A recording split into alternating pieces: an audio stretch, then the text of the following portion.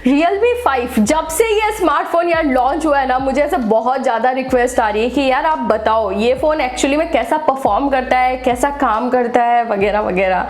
And यार honestly बोलो ना, आप लोगों का क्वेश्चन बिल्कुल जेन्युइन है, क्योंकि Realme ने ना 10,000 में कुछ ऐसी चीज़ें प्रोवाइड करवा दी है इस फ़ोन में जो कि वाकई में काफ़ी अच्छी है। जैसे कि स्नैपड्रैगन 665 प्रोसेसर मिल जाता है, पीछे की तरफ क्वाड कैमरा सेटअप दिया हुआ है, साथ ही में एक बड़ी बैटरी देखने को मिलती है 5000 mAh की। तो ऑन पेपर अगर देखा जाए ना, काफी अच्छे स्पेसिफिकेशन मिलते हैं Realme 5 के अंदर। लेकिन अभी यहाँ पर टाइम आ गया है कि हम रियल लाइफ में जान ले कि ये फोन एग्जैक्टली में कैसा परफॉर्म करता है। तो आज के इस वीडियो में बेसिकली हम इन्हीं सब चीजों के बारे में बात करने वाले हैं। लेकिन यार वीडियो शुरू करने से पहले मैं आप लोगों को बता देना चाहूंगी कि इस वीडियो को स्पॉन्सर किया है नोस्ट्रा प्रो ने। तो यार अगर आपको ऐसे किसी भी गेम वगैरह में से बहुत ज्यादा इंटरेस्ट है ना, तो आप इन्हीं स्पोर्ट्स को खेल कर पैसा भी अर्न कर सकते हो। आपको बस अपने फेवरेट स्पोर्ट्स से रिलेटेड कुछ क्वेश्चंस के आंसर को प्रिडिक्ट करना है। अगर आपका प्रिडिक्शन सही बैठ जाता है तो आप रियल कैश जीत सकते हो। अभी आई नो आपके मन में क्वेश्चन आ रहा होगा, क्या ये ऐप ट्रस्टवर्दी भी है या फिर नहीं। तो यार बताना चाहूंगी, Nostra pro is powered by Paytm. तो डेफिनेटली ये एक रिलायबल ऐप है।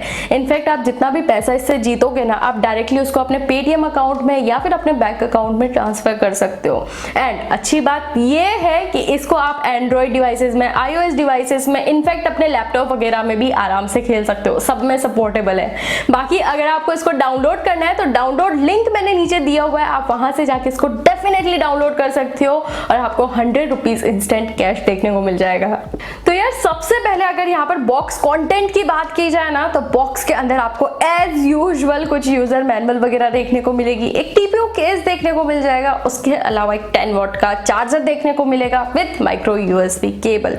एंड इन सब के अलावा ऑब्वियसली आपको एक स्मार्टफोन देखने को मिलेगा जिसका नाम है Realme 5। तो यार सबसे पहले अगर इस फोन की डिस्प्ले के बारे में यहाँ पर बात की जाए ना, तो बताना चाहूंगी 6.5 इंचेस की HD+ डिस्प्ले देखने को मिलती है इस स्मार्टफोन के अंदर। डेफिनेटली काफी बड़ी डिस्प्ले है। अगर आपको बड़ी डिस्प्ले वाले फोन पसंद है ना, तो ये आपको डेफिनेटली पसंद आने वाला है। एंड यार एक और चीज है कि जो फोन में बेजल्स दिए हुए हैं ना साइड के, इनफैक्ट जो ऊपर का नॉच है वो भी काफी पतला है, इस वजह से काफी अच्छा लगता है फोन दिखने में। हाँ, नीचे की तरफ थोड़ी सी मोटी चिन्ह है, लेकिन उससे कोई प्रॉब्लम नहीं होगा। ओवरऑल फोन दिखने में आपको आगे से अच्छा लगेगा। बाकी यार डिस्प्ले की क्वालिटी के बारे में मैं बोलना चाहूंगी कि इस फोन की डिस्प्ले की क्वालिटी मुझे तो काफी सही लगी है। आई मीन अभी तक मैंने जो भी कंटेंट इसमें देखा है ना, मुझे तो कहीं पर कोई प्रॉब्लम नहीं नजर आई है। लेकिन एक चीज है, अगर आप इस फोन की डिस्प्ले को अगर सनलाइट में यूज करते हो तो वहां पर आपको ब्राइटनेस के मामले में थोड़ी स्ट्रगल होगी। लेकिन वहीं पर अगर बात की जाए फोन के बैक लुक के बारे में, तो यार सबसे पहले तो मैं आपको एक चीज बताना चाहूंगी कि जब से मैंने इस फोन को लॉन्च इवेंट में देखा था ना, मुझे ये फोन काफी अच्छा लगा था। क्योंकि पहली बात तो ये है कि जब से Realme 1 लॉन्च हुआ है ना डायमंड कट डिजाइन के साथ, मुझे ये डिजाइन वाकई में काफी ज्यादा पसंद आता है। ऑल्दो Realme 5 का जो डायमंड कट है वो उतना ज्यादा अट्रैक्टिव नहीं है जितना Realme 1 का था, लेकिन फिर भी ये अच्छा दिखता है फोन में, बोलना चाहूंगी। बाकी यार एक चीज है कि आजकल के मोस्टली फोन, जितने भी फोन लॉन्च होते हैं, सारी प्लास्टिक बॉडी के साथ ही लॉन्च होते हैं, लेकिन फिर भी वो कहीं ना कहीं अच्छी प्रीमियम फील करवा देते हैं। लेकिन इस फोन का जो प्लास्टिक है ना, ये आपको छू के ही फील आ जाएगा कि थोड़ा सा चीप क्वालिटी का है। साथ ही में इसमें डेफिनेटली मैं आपको रिकमेंड करूंगी कि आप इसको हमेशा कवर लगा के रखें, क्योंकि इसमें बहुत जल्दी स्क्रैचेस देखने को आपको मिल सकते हैं। और यार बिल्कुल फिंगरप्रिंट मैग्नेट है, जैसे ही टच करोगे ना वैसे ही आपको फिंगरप्रिंट्स देखने को मिल जाएंगे। तो हाँ, कवर लगा के रखोगे तभी आप इसके बैक को थोड़ा बचा के रख सकते हो। और यार एक और चीज जो मैंने यहाँ पर नोटिस की है वो ये है कि इस फोन में जो साइड में ये फ्रेमिंग दी हुई है ना, ये शायद से इसकी डिस्प्ले और इसके बैक पैनल के साथ अच्छे से मोल्ड नहीं है। इसकी वजह से जब आप इस फोन को हाथ में पकड़ोगे ना, तो ये आपको इतना ज्यादा कंफर्टेबल फील नहीं होगा। साथ ही में फोन ना आपको थोड़ा सा हैवी भी लग सकता है, क्योंकि ऑब्वियसली फोन के अंदर एक बड़ी बैटरी है 5000 mAh की। एनीवेज अभी अगर बात की जाए यार इस फोन की परफॉर्मेंस के बारे में, तो डेफिनेटली मैं बोलना चाहूंगी कि ये ना इस फोन का एक एक one of the highlighting feature भी होने वाला है, क्योंकि यार यहाँ पर ना पहली बार हम लोगों को 10,000 की प्राइस में स्नैपड्रैगन 665 प्रोसेसर देखने को मिल रहा है। एंड यार इसके लिए ना मैं डेफिनेटली रियलमी को एक थम्स अप तो देना चाहूंगी। बाकी यार इस फोन में ना आप आराम से छोटे मोटे गेमिंग से लेके छोटे मोटे टास्क परफॉर्मेंस से लेके बड़ा बड़ा टास्क भी इजीली परफॉर्म कर पाओगे। आई मीन अगर आपको हैवी गेम्स वगैरह भी खेलने हैं ना तो आप आराम से खेल सकते हो। इनफैक्ट आप पबजी को खेल सकते हो यहाँ पर balance graphics and medium frame rate में, आपको कोई दिक्कत नहीं आने वाली है। बाकी फिर भी अगर मैं एंथुसियास्ट स्कोर बताऊं तो वो निकल के आता है 1,39,000 के अप्रॉक्स। एंड हाँ एक चीज है जो मैं बताना चाहूंगी कि इस फोन के जो स्पीकर्स है ना वो इनफ लाउड है। आई मीन लाउडनेस में तो कोई प्रॉब्लम नहीं होगी, साउंड भी इनफ स्मूथ सुनाई देता है, उसमें भी आपको कोई दिक्कत नहीं आने वाली है। लेकिन हाँ थोड़ा सा और ज्यादा स्मूथ साउंड होता ना तो मजा आ जाता। बाकी यार डेफिनेटली इस फोन में आपको 3.5mm का ऑडियो जैक देखने को मिल जाएगा, ट्रिपल सिम स्लॉट दिया हुआ है जो कि अगेन काफी अच्छी बात है।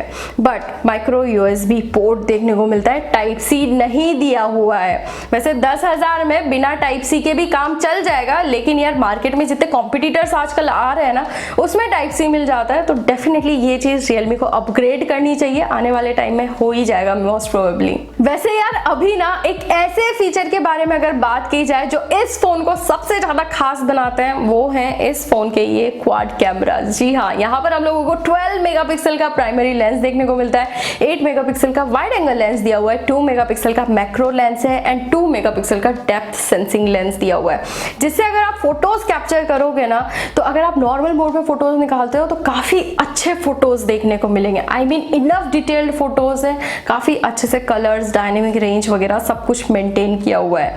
पोर्ट्रेट मोड भी काफी अच्छा काम करता है, इनफैक्ट जो बुके इफेक्ट है ना वो बहुत ही सही आता है इस फोन के अंदर। लेकिन यार एक चीज मैंने नोटिस करी है कि पोर्ट्रेट मोड में ना कभी कभार जो सब्जेक्ट होता है उसको थोड़ा सा डार्क कर दिया जाता है, तो ये एक चीज मुझे नोटिस हुई है इस फोन के कैमरास में। बाकी यार जो मैक्रो लेंस है डेफिनेटली वो एक प्लस पॉइंट है इस फोन का। आई मीन ये एक एडिशनल फीचर दिया हुआ है जो कि डेफिनेटली काफी अच्छा परफॉर्म करता है। आई मीन आप देख सकते हो कि आजकल जो हमारे नॉर्मल स्मार्टफोन्स होते हैं उसमें अगर हम बहुत ही क्लोज शॉट लेते हैं ना तो अच्छा फोटो नहीं आता है, लेकिन इससे अगर आप क्लोज शॉट्स निकालोगे तो डेफिनेटली एक अच्छी फोटो निकल के आएगी। हाँ थोड़ा बहुत आपको डिटेलिंग में कमी देखने को मिलेगी, लेकिन फिर भी क्लोज शॉट्स काफी अच्छा कैप्चर कर लेता है। बाकी यार जो वाइड एंगल लेंस दिया हुआ है उसके बारे में मैं बोलना चाहूंगी, आजकल के जो जितने भी स्मार्टफोन में वाइड एंगल लेंस आ रहा है ना 8 मेगापिक्सल का, वैसा ही वाइड एंगल लेंस है। I mean enough wide photo ले लेगा, लेकिन हाँ कभी कभार आपको डिटेलिंग में प्रॉब्लम देखने को मिल सकती है। बट यार अगर फोन के फ्रंट कैमरा के बारे में बात की जाए तो यहाँ पर हम लोगों को 13 मेगापिक्सल का फ्रंट कैमरा देखने को मिलता है, जिससे अगर आप फोटोज निकालोगे, चाहे नॉर्मल मोड की बात कर लो चाहे पोर्ट्रेट मोड की बात कर लो, मुझे तो काफी अच्छे फोटोज लगे हैं। सैंपल आप खुद चेक कर सकते हो। लेकिन यार यहाँ पर ना मैं आप लोगों को बताना चाहूंगी कि इस फोन के कैमरास लो लाइट में कैसा परफॉर्म करते हैं, फोन से वीडियोस वगैरह कैसी बनती है, लॉन्ग रन तक गेमिंग करने के बाद क्या फोन हीट करता है या फिर नहीं, या फिर फोन का रैम मैनेजमेंट कैसा है, ये सारी चीजें ना मैं एक्चुअली मैं फोन को थोड़ा सा और यूज कर लूं उसके बाद आपको एक डिटेल रिव्यू में सारी चीजें बता दूंगी, तो उस वीडियो का ना जरूर से वेट करिएगा। बाकी अभी अगर मैं फोन की बैटरी के बारे में बात करूं तो यार इस फोन में ना हम लोगों को एक बहुत ही बड़ी बैटरी देखने को मिलती है 5000 mAh की, जो कि बहुत अच्छी बात है। लेकिन एक प्रॉब्लम भी है यार यहाँ पर, मतलब जो फोन में चार्जर दिया हुआ है ना वो नॉर्मल 10 वॉट का चार्जर है, और आप खुद सोच सकते हो यार 10 वॉट के चार्जर से 5000 mAh की बैटरी को चार्ज करने में कितना ज्यादा टाइम चला जाएगा।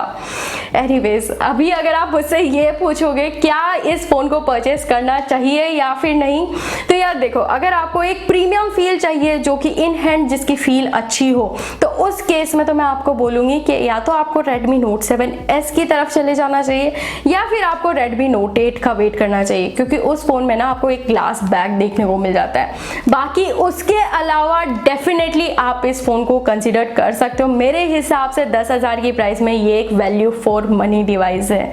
दोस्तों आई होप आप लोगों को ना ये वीडियो यूजफुल लगा होगा। अगर वीडियो पसंद आया ना यार तो इस वीडियो को लाइक जरूर से करिएगा। बाकी मैं आपको मिलती हूँ नेक्स्ट वीडियो में।